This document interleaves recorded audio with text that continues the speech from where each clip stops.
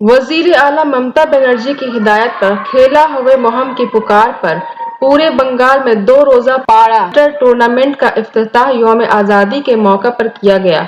Ward 43 Trinamool youth Congress सदर पवन शर्मा और हम फाउंडेशन के इश्तराक से अब्दुल लतीफ स्ट्रीट कृष्णा सिनेमा के सामने खेला हुए क्रिकेट टूर्नामेंट का इफ्तिताह हुआ। तृणमूल कांग्रेस, तृणमूल यूथ कांग्रेस, तृणमूल कांग्रेस के दूसरे शोबा के लीडरान ने शिरकत की।